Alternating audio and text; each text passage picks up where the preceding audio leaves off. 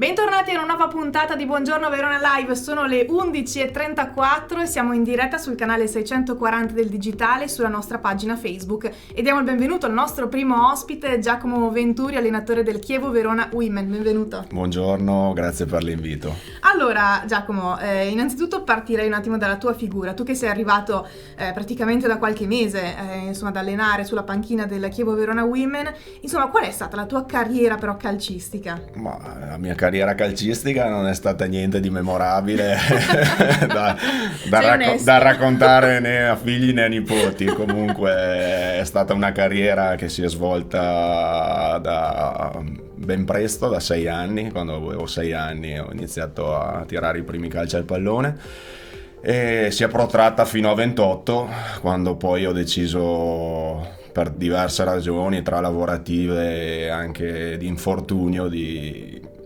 smettere, che forse era il momento per smettere, e qualcosa di buono comunque ho fatto. Sono stati 20 anni senza dubbio molto positivi e che mi porto dentro per tutta la vita. Dai, ora qualcosa da raccontare ce l'avrai. Sì, aneddoti ce ne sono fin troppi nel calcio dilettantistico, è meglio che li lasciamo nel cassetto. Ho capito, non indaghiamo allora. No.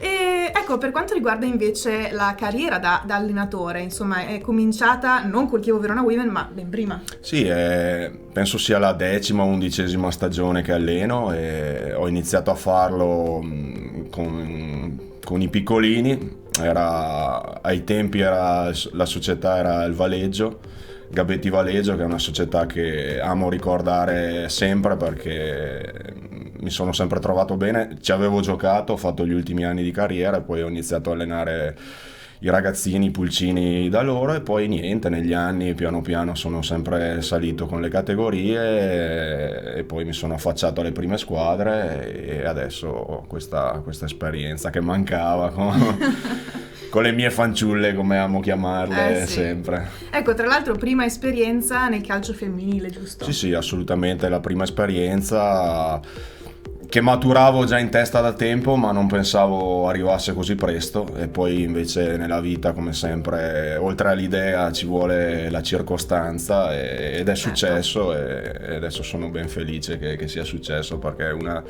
come dico anche a loro, è una delle decisioni più belle che ho fatto negli ultimi anni della mia vita, e quindi sono super contento di essere qui. Beh, molto molto bello. Allora, ecco, sei arrivato, dicevamo, a luglio, quindi praticamente hai preso in mano la squadra da qualche mese. Sì. Ecco, che squadra hai trovato? Insomma, sono ragazze che hanno voglia di fare, hanno voglia di giocare. Sì, era una squadra che io avevo già iniziato a seguire nel finale della stagione scorsa, e mi aveva colpito per il cuore grande che avevano ste ragazze, anche nella difficoltà di un campionato conclusosi con una salvezza nelle ultime giornate. Però avevo sempre apprezzato in queste ragazze la voglia di non mollare mai, e quindi con la mia intenzione di fare questa esperienza, unita alla visione di queste ragazze incredibili, mi sono deciso di fare il passo, e tutto è nato sotto una buona stella, quanto sembra.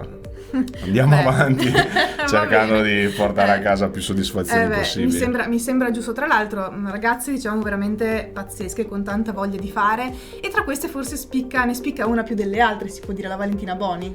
Sì, Capitano storico. Capitano storico, lo sarà ancora per tanti anni, perché deve resistere, perché è un esempio clamoroso per tutte le ragazze in allenamento. È sempre la prima a spingere, ha un entusiasmo che ti contagia. Io la vedo giocare dalla panchina e mi viene voglia di rimettermi gli scarpini e di fare 2 passaggi con lei, perché è veramente incredibile, ha una passione enorme. È il bello di questo sport, per chi lo ama nella sua essenza, poter allenare ragazze o ragazzi con questo entusiasmo è la manna per un allenatore.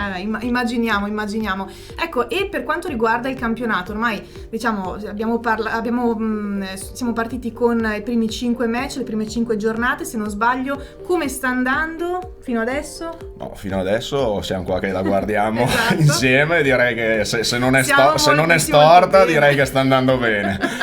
Direi di no. Ci vuole ancora un po' di tempo secondo me per capire i reali valori di questo campionato, che è veramente molto competitivo. Io penso che tra un mesetto le idee saranno un po' più chiare, però noi stiamo facendo quello che dobbiamo e siamo stracontenti di essere lì.